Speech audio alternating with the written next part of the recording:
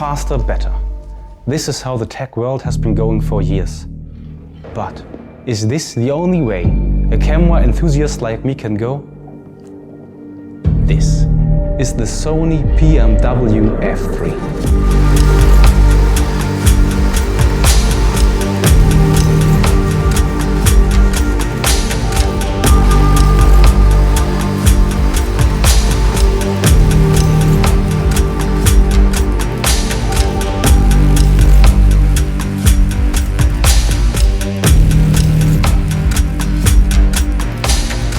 The release date of the Sony F3 was April 2010. This cinema camera was available for $16,000. The F3 is part of the CINEALTA Line, Sony's high-end camera brand.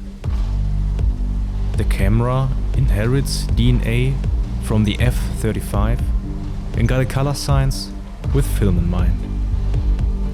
It was the first affordable large CMOS sensor camera with a RGB 444 output in the CINEALTA family. And the sensor is what it's all about.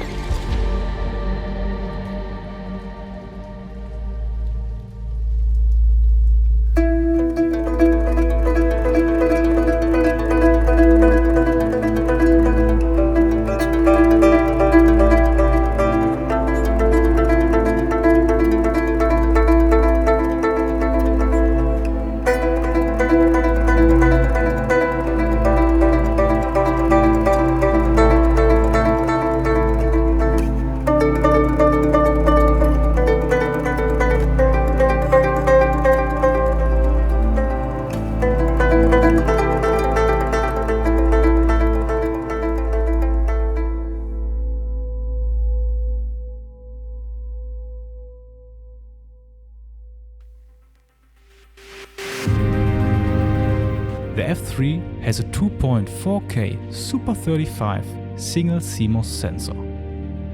The sensor dimensions are 23.6mm by 13.3mm, which is really close to the 35mm motion picture format. Until the release of the F3, Sony used CCD sensors for digital cinema cameras. By enlarging each pixel of the F3's XMOS CMOS sensor, Sony achieved high sensitivity, low noise and a great image quality. The big size of each pixel results in a pixel pitch of 9.66 microns per pixel.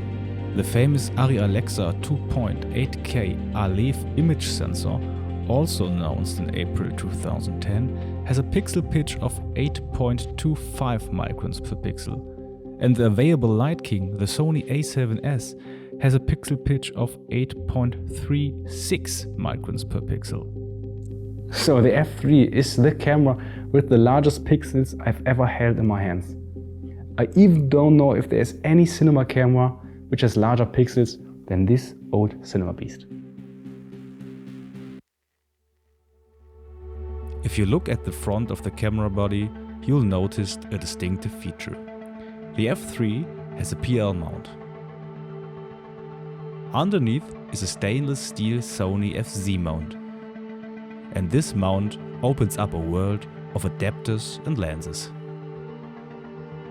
In my case, I use a Canon EF and a Leica M adapter. Due to its retrofocus, the Leica M adapter is not really suitable for adapting Leica M lenses, but I can adapt many vintage lenses with a shorter flange distance than Canon EF lenses to it. Even small Pentax 110 lenses. And that flexibility is really cool for a 2010 camera. You get a fully equipped cinema camera with inbuilt ND filters, 2 XLR audio inputs, a spot IRE exposure meter and a bunch of programmable buttons. To get a more boxy design, I removed the EVF and put a cheese plate on top of the camera body. You can record your footage to S/S cards. But to take full advantage of the sensor's capabilities, you'll need to record your footage to an external recorder with HD SDI recording, like the slim Blackmagic Hyperdeck Shuttle 2 or the Shogun Inferno. This particular camera body has the RGB 444 update. The base ISO is 16,000 in S-Log with an exposure range of about 13.5 stops. Since I don't have a 444 capable recorder, the highest quality recording format I can capture is 2.4K downscaled to 1080p 422 in 60 FPS or lower frame rates. But that's enough to capture the magic of the sensor.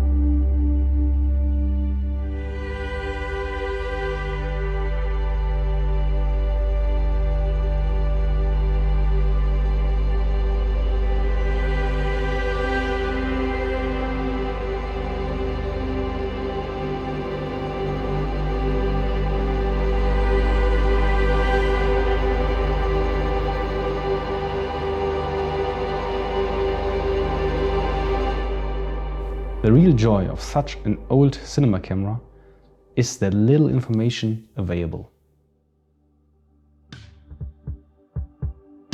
You really have to dig deep to get the most out of it, and that's an adventure itself. Sometimes you feel like you're the only one who knows the benefits of this beauty. It's much more special than working with a modern camera everybody can handle. And there's maybe one more secret to the camera. In a forum thread, I found 2 pictures of a disassembled F3 camera body.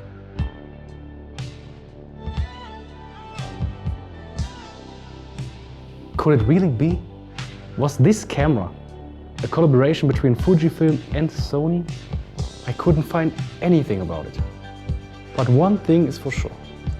This camera is a beautiful, mysterious part of camera history and still suitable for special projects today.